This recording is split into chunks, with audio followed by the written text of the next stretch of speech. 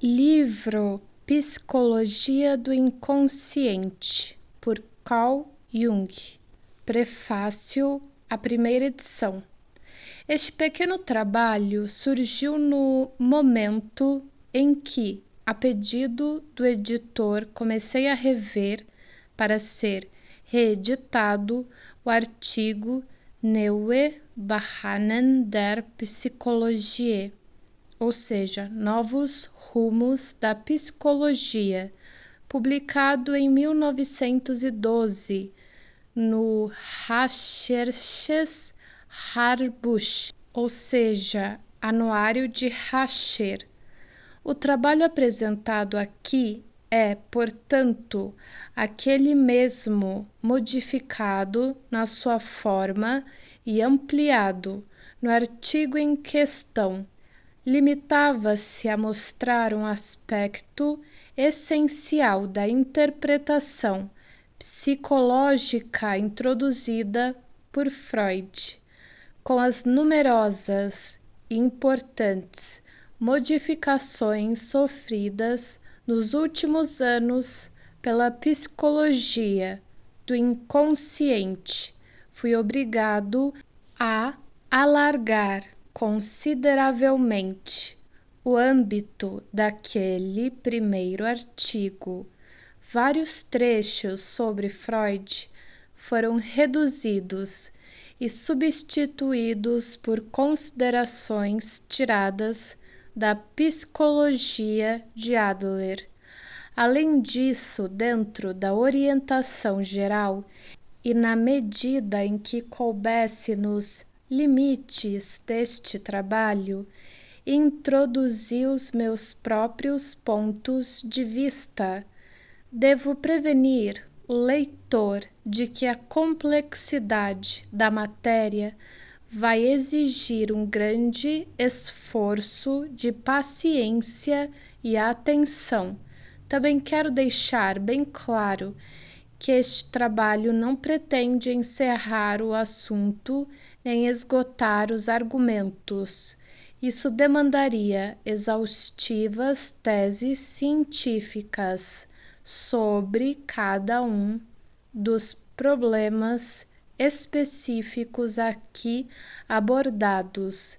Quem quiser aprofundar-se nas questões levantadas deverá recorrer à literatura especializada.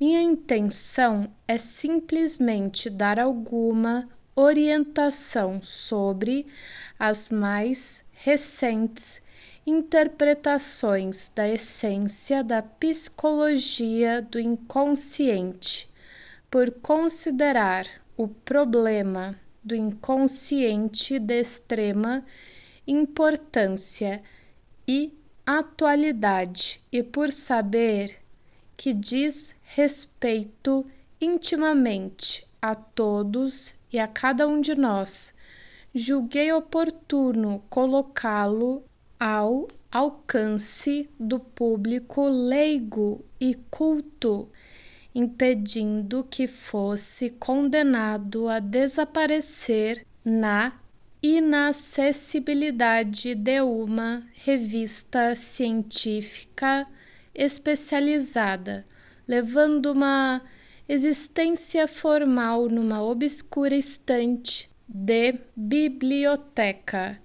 Nada mais apropriado do que os processos psicológicos que acompanham a guerra atual, notadamente a anarquização inacreditável dos critérios em geral, as difamações recíprocas, os surtos imprevisíveis de vandalismo e destruição, a maré indizível de mentiras e a incapacidade do homem de deter o demônio sanguinário para obrigar o homem que pensa a encarar o problema do inconsciente caótico e agitado debaixo do mundo ordenado da consciência.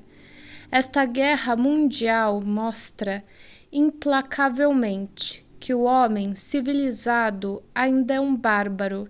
Ao mesmo tempo, prova que um açoite de ferro está à espera, caso ainda se tenha a veleidade de responsabilizar o vizinho pelos seus próprios defeitos. A psicologia do indivíduo corresponde à psicologia das nações. As nações fazem exatamente o que cada um faz individualmente, e do modo como o indivíduo age, a nação também agirá.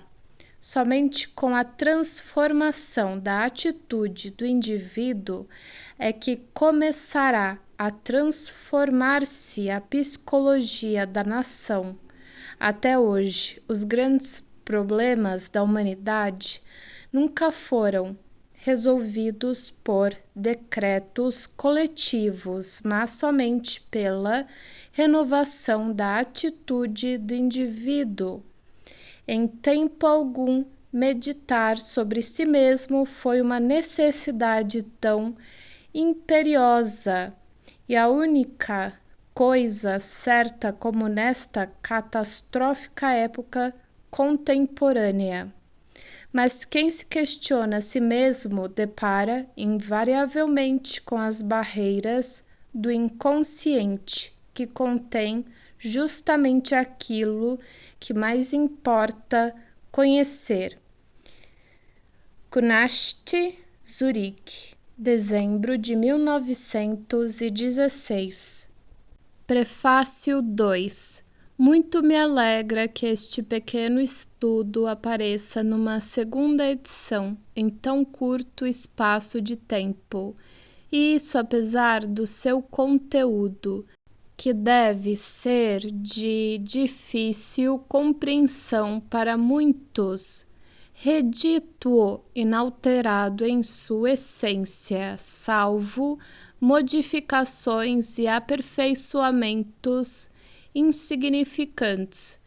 Tenho consciência, porém, de que, para colocá-lo mais facilmente ao alcance de todos, será preciso ampliar o debate devido à dificuldade e à novidade excepcionais do assunto, principalmente no que se refere aos últimos capítulos. O maior aprofundamento das linhas básicas neles contidas ultrapassaria os limites de uma divulgação mais ou menos popular, de forma que prefiro discutir essas questões com a devida minúcia em outro livro que se encontra em fase preparatória. O número de cartas que recebi após a publicação da primeira edição prova que o interesse do grande público pelos problemas da alma humana é muito maior do que eu esperava. O despertar desse interesse deve provir, em grande parte, do abalo em nossa consciência provocado pela guerra mundial. O espetáculo dessa catástrofe faz com que o homem, sentindo-se totalmente impotente, se volte para si mesmo, olhe para dentro e, como tudo vacila, busque algo que lhe dê segurança. Muitos ainda procuram fora de si mesmos. Uns acreditam na ilusão da vitória e do poder, outros em tratados e decretos, outros ainda na destruição da ordem vigente. Mas são poucos os que buscam dentro de si, poucos os que se perguntam se não seriam mais úteis à sociedade humana se cada qual começasse por si, se não seria melhor, em vez de exigir dos outros, pôr à prova primeiro em sua própria pessoa, em seu foro interior, a suspensão da ordem vigente, as leis e vitórias que apregoam em praça pública? É indispensável que em cada indivíduo se produza um desmoronamento, uma divisão interior, que se dissolva o que existe e se faça uma renovação, mas sem pô-la ao próximo sob o manto farisaico do amor cristão ou do senso da responsabilidade social, ou o que quer que seja usado para disfarçar as necessidades pessoais e inconscientes de poder. O autoconhecimento de cada indivíduo, a volta do ser humano às suas origens, ao seu próprio ser e à sua verdade individual e social, eis o começo da cura da cegueira que domina o mundo de hoje. O interesse pelo problema da alma humana é um sintoma dessa volta instintiva a si mesmo, que este meu trabalho esteja a serviço desse interesse. Outubro de 1918. Agora vamos para o prefácio à terceira edição. Este estudo surgiu durante a Guerra Mundial e deve sua existência principalmente à repercussão psicológica dessa grande conflagração. A guerra terminou e pouco a pouco as coisas se acalmam, mas os grandes problemas psíquicos levantados pela guerra continuam preocupando a sensibilidade e o espírito dos que pensam e pesquisam. É provável que isso tenha influído na sobrevivência deste pequeno estudo no pós-guerra, permitindo que agora apareça em sua terceira edição. Considerando que se passaram 7 anos desde o lançamento da segunda edição, julguei necessário aperfeiçoar o texto e introduzir uma série de modificações, sobretudo nos capítulos referentes aos tipos e ao inconsciente. O capítulo sobre desenvolvimento dos tipos no processo analítico foi inteiramente suprimido, já que a questão foi amplamente desenvolvida em meu livro Tipos Psicológicos, que pode servir de referência aos interessados. Quem já tentou dar forma popular a uma matéria altamente complexa e que ainda se encontra em estado de elaboração no plano científico, há de concordar comigo que a tarefa não é fácil.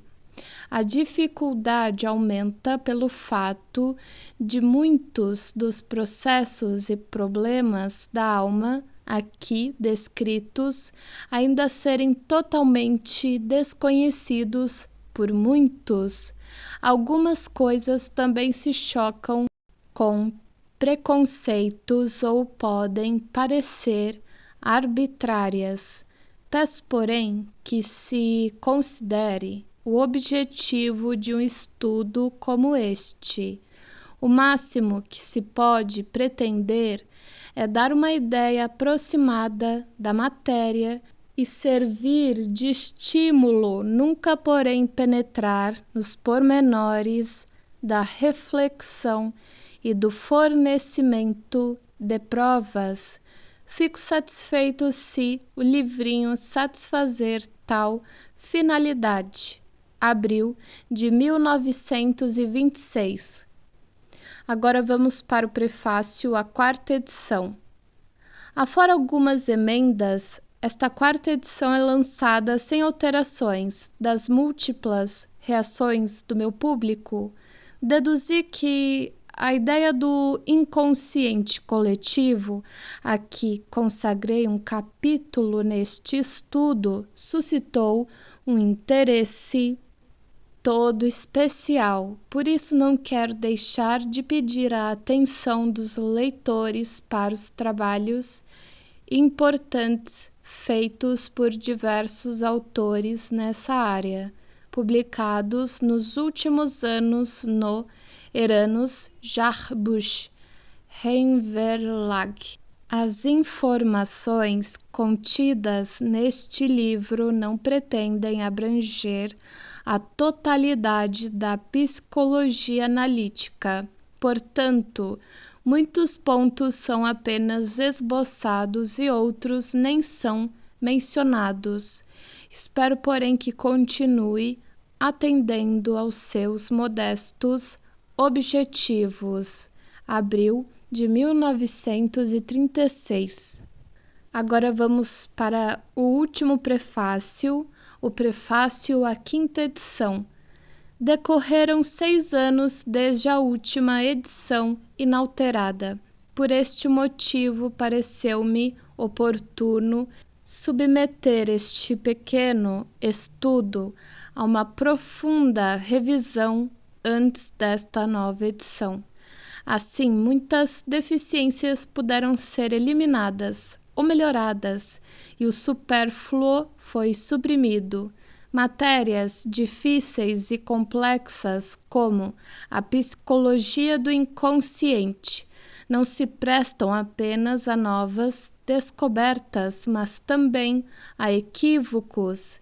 Trata-se de uma vasta área virgem em que penetramos a título experimental, onde só é possível atinar com o caminho certo depois de errar por muitos desvios.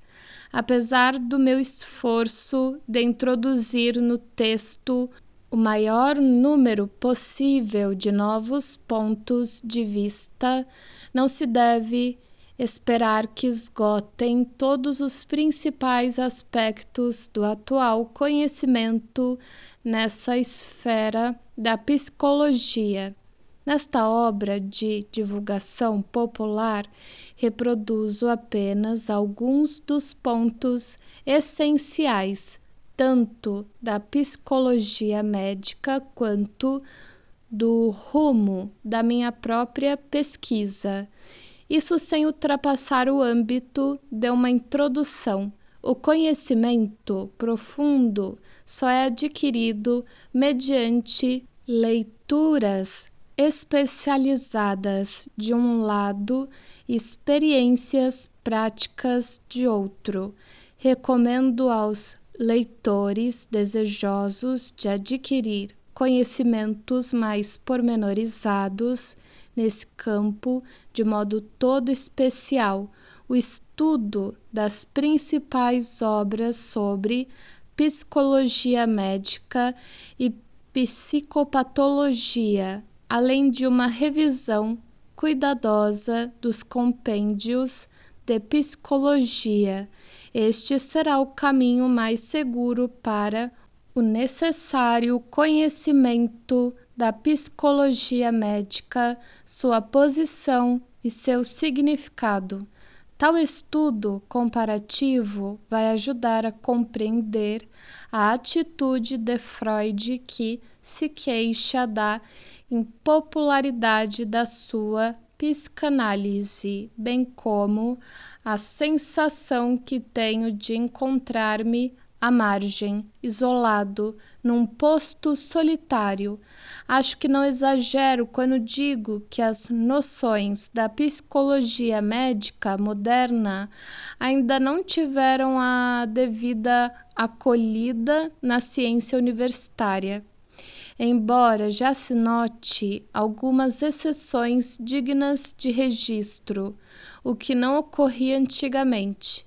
Em geral, as ideias novas, exceto as que provocam ondas de excitação geral, requerem pelo menos uma geração para se firmarem. As inovações em psicologia demandam, sem dúvida, mais tempo ainda, já que, sobretudo nessa área, cada um se considera, por assim dizer, autoridade no assunto. Abril de 1942.